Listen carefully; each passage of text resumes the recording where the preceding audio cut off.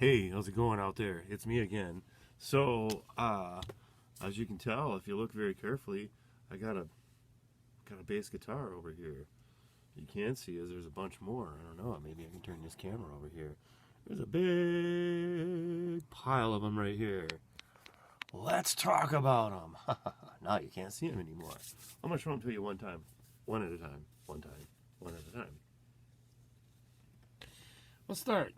This one, I should be going to the earlier ones first, but that's not how they're stacked in the pile, so that's not how we'll do it. This one's going to look a lot more, before I show you the headstock, this is going to look a lot more like what you are used to if you play an Ibanez, the typical SR type bass, and you'll recognize right away there's some very close similarities in that, except for when you look at the headstock in 1985 and 86 and 87, they were still using this kind of almost Gibson style, kind of tombstone looking thing. And I like that. It's a lot sexier and I dig it.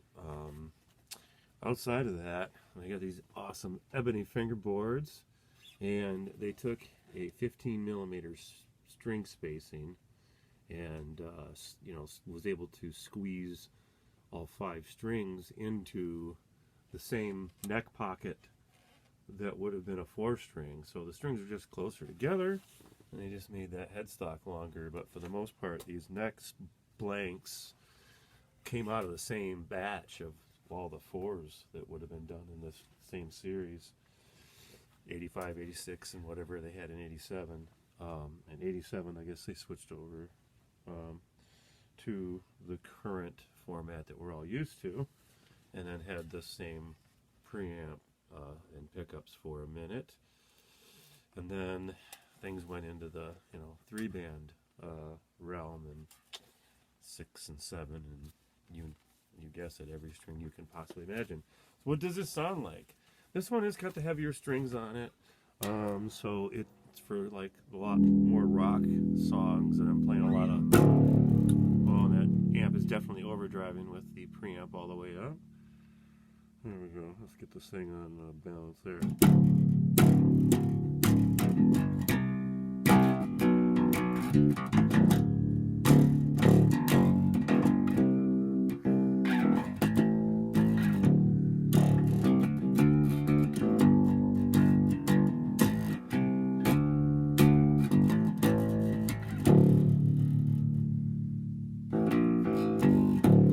I know that's the wrong note, but I don't want to get... It's got a lot of bottom end. I'm playing through a teeny tiny amp, so it's going to break up on those low notes, of course.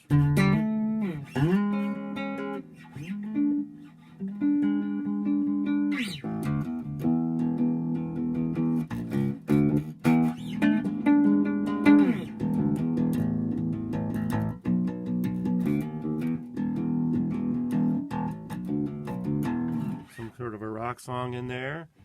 So just fingerstyle, it's a really good sound and bass, and everything's set flat right now, but what's it like popping and slapping? Of course, it's awesome because it's ebony.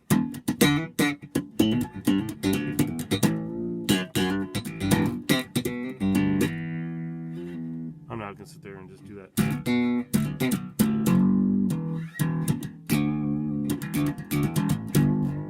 I don't know, can't think of any slap songs right now, so... I'm not going to do the whole thing because I'll get demonetized.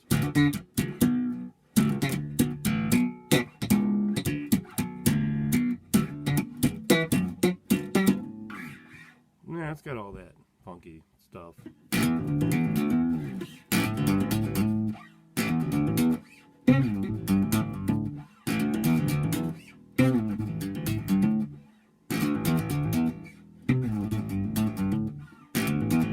Anyway, it's got all that.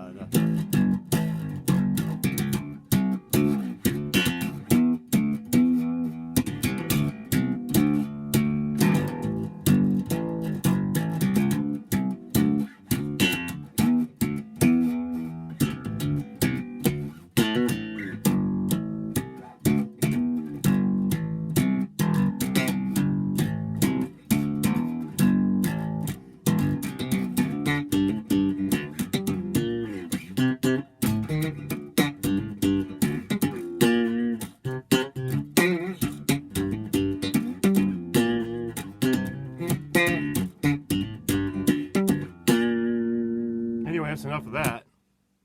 That's what I feel like playing when I get on these things, because it's got all that poppy, slappy sound to it. But it's also got a lot of low end in this. I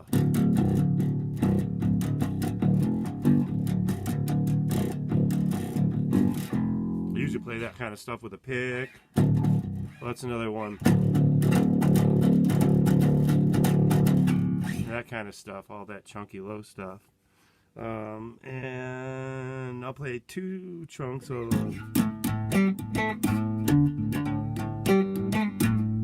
that kind of stuff as well.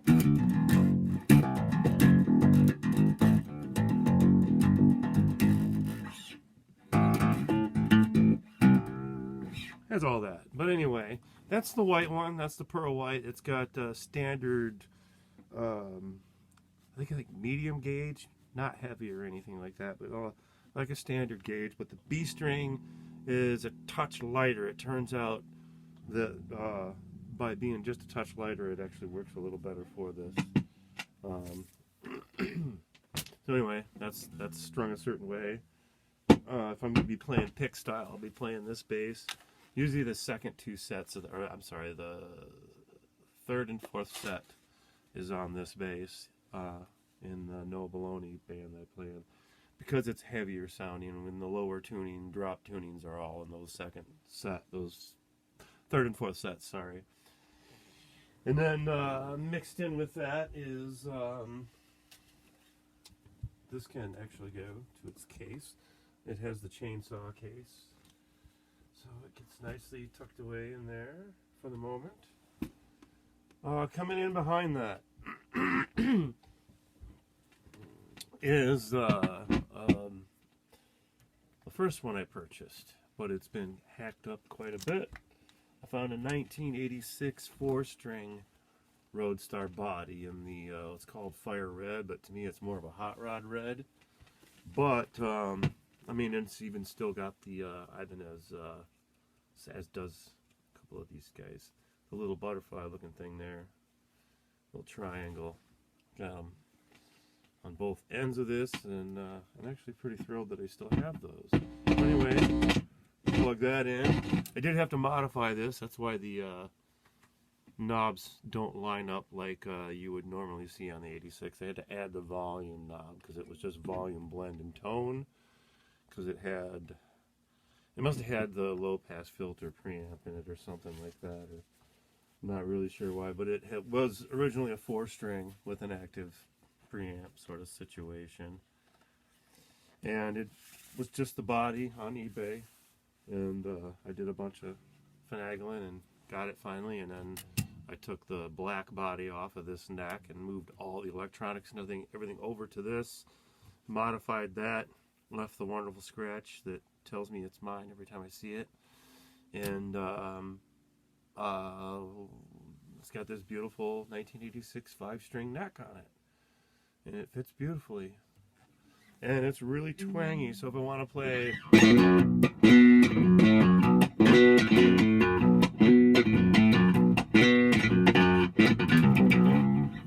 me move the camera just a touch because you can't really see the bass. There, shaky, shaky, shaky. Sorry. Now I can get up here where you can actually see it. I store these underneath my bed when I'm not playing them. That way they stay nice and clean in their cases. So, yeah, they're very seldom on display. Anyway, this thing is real twangy. It's got, I think it's a 35, maybe. It might be a 40 at the biggest. At this, the G string. The B string is like a 120. Maybe 125. I think it's only 120. I'd like it better to be 115, but they won't sell me one like that in a 5-string set for some reason.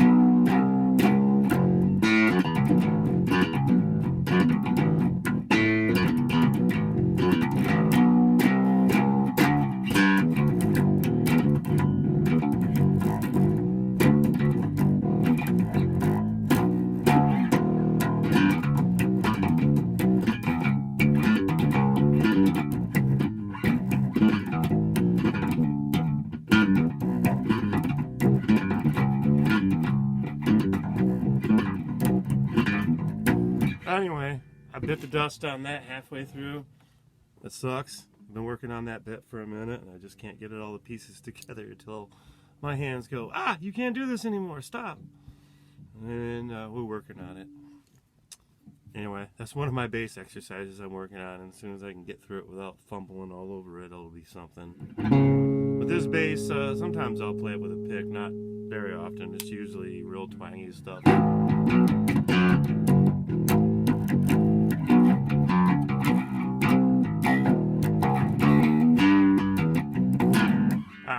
Flubbly today.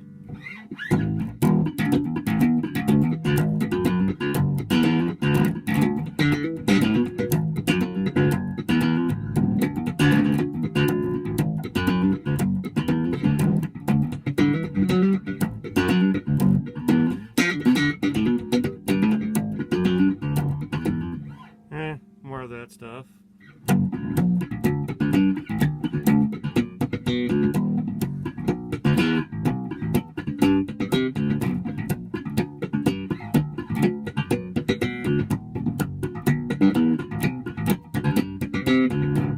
That kind of stuff. Anyway, I'm not going to keep playing it because it'll just take forever to get through this video. A twangy son of a gun, and I'm pretty sure everything right now is set flat. Oh, I got to get some deoxide in there. That center balance pot is kind of fucking noisy right now. But anyway, lots of twang to it.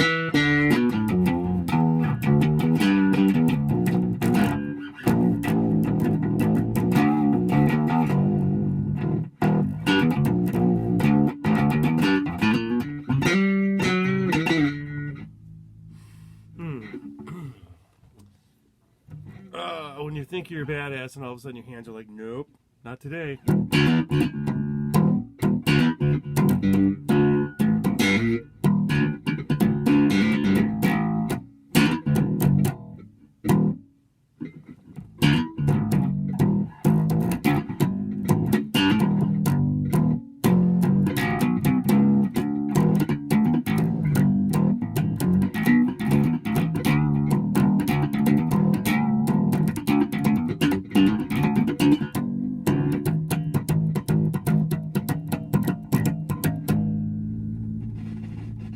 Man, that's annoying, that's scratchy.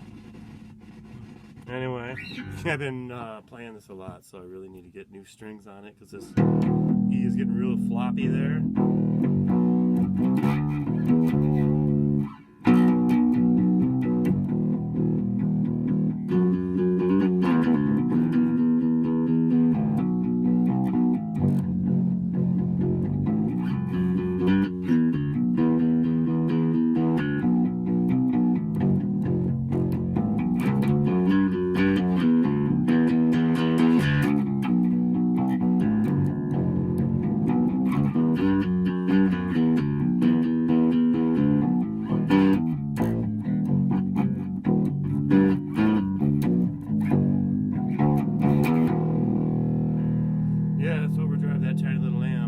But yeah, it's good for all kinds of...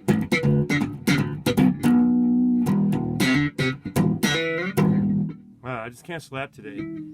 But it does give you an idea what that sounds like, and it's pretty badass little rock bass. It's a lot easier to play when I am standing up. Now I'm going to hurry up and unplug this one and take it. Once you get that, and we'll move it right behind me on top of the other one very carefully.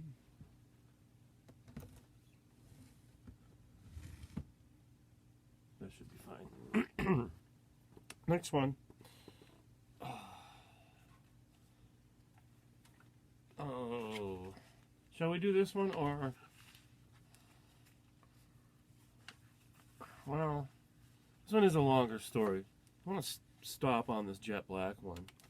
However, that is the color that that red one had been in the beginning before I altered it. Somebody decided that they didn't want a 5-string. And they decided to take and plug one of the holes and go back to 4-string They put a new nut on it, and they countersunk a badass bridge into the body. So this is a 1985 model. I am currently looking for a 4-string version of this same bass, because it will be the same neck pocket and the same body stamp and pretty much the same pickup arrangement of that particular year and model. And if I can get the 4-string version of it, I'll take that neck and just put it on here and let this bass be what it is, with this bridge and a 4-string neck. And I'll just put it in open, D, D-A-D-G, drop D tuning for that stuff and leave it that way. And, or make it a half-step down tuning. That's what this is currently, is half-step down. For only 2 songs, maybe 3. So, yeah. It's I literally play like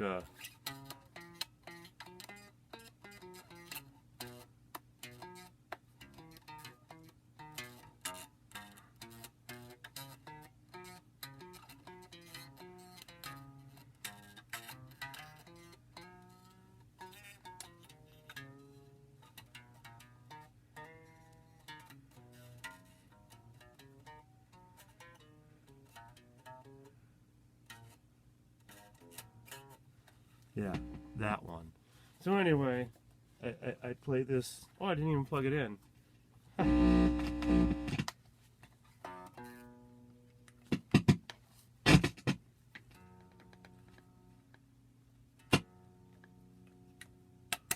And it doesn't appear to be working.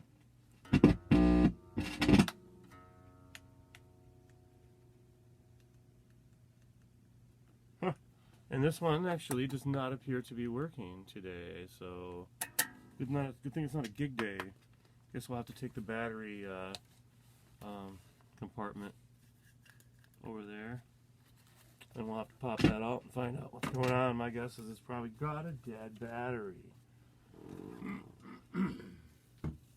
So we won't talk about that misfit now. I guess we'll go straight to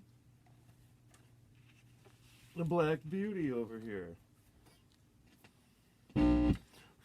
Wow, it's getting pretty dusty. When was the last gig I did with this? It's got sand on it. It's got beach sand on it. So, wow. It's been away in its case for a minute. This one, the neck came from another model. Very, very similar to it. There we go.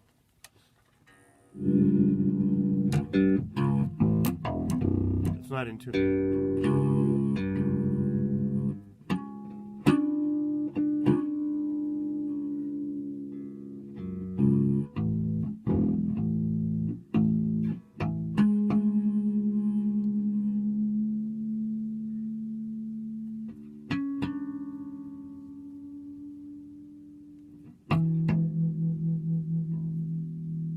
There we go.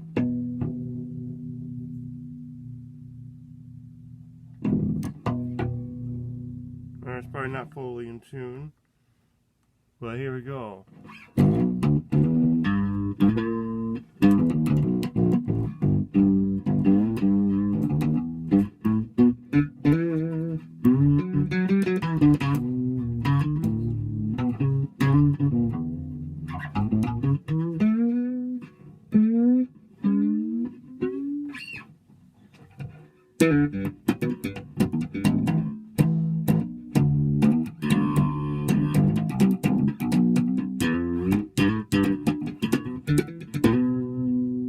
So it's got a low pass filter on it, so even when you turn down it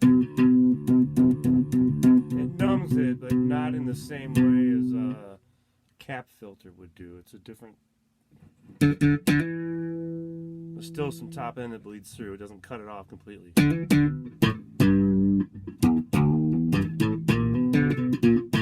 It darkens that up parametrically, so instead of rolling it off completely, it just pokes the top end back further and darker. until it's, you know, really dark.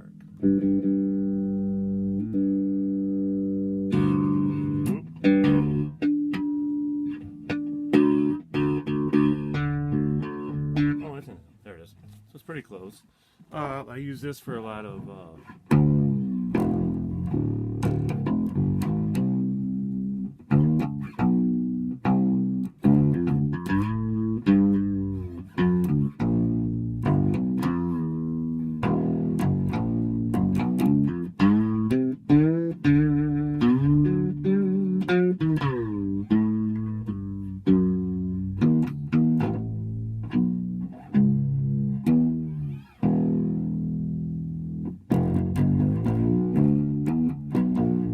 making just stupid stuff up.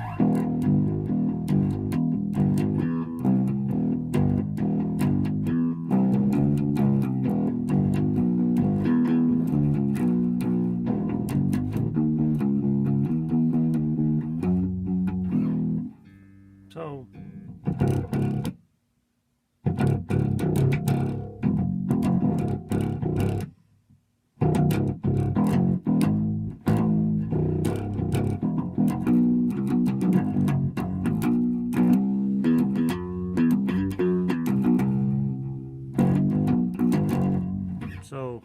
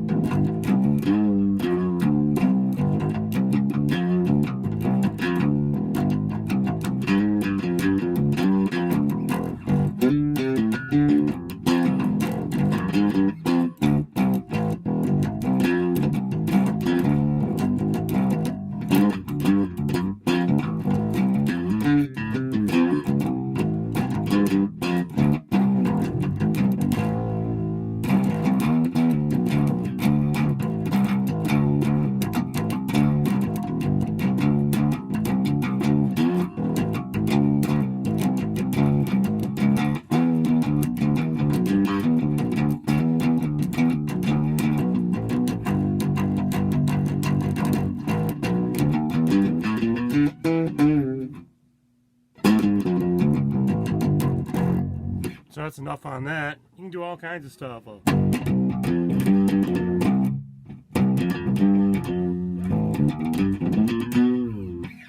kinds of stuff. So now, well, the pickups, they kind of set up close like that.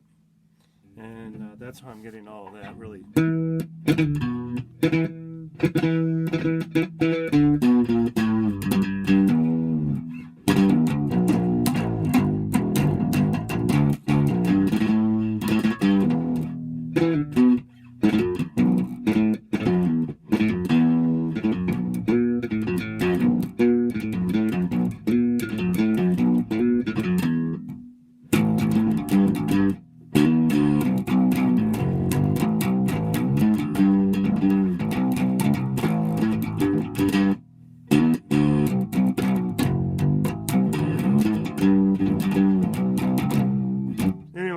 All kinds of funky stuff with these things. And I kind of dig that really close string spacing. And I measured my 6 string back here, right there. Yeah, it's not strung up right now, and the preamp has not been installed. But it's back there. And it's got 15 millimeter spacing, so I'm used to these being tighter now. So I feel like pretty soon when I get around to finishing my 6 string monster fretless crazy monster thing up there, it'll make it a little easier to transition over to that, and because it'll be skinny and tight like these are. It's 15 millimeter spacing, because it was a 5 string and it was really wide, and I found that actually a little bit cumbersome going up top, so especially with the fretless. So I went ahead and converted that to 6 string, and then the Wilkinson sounds awesome. So I'm going to do a push-pull so it can be series parallel at least, and then I might have a pull pot for the tone and have that go to just straight up single coil when it's on as well. and then put, I don't know, I'm not sure. That might be what I do, but then again, I'm not sure. It's not a priority because I don't play 6-string. I do play this a lot.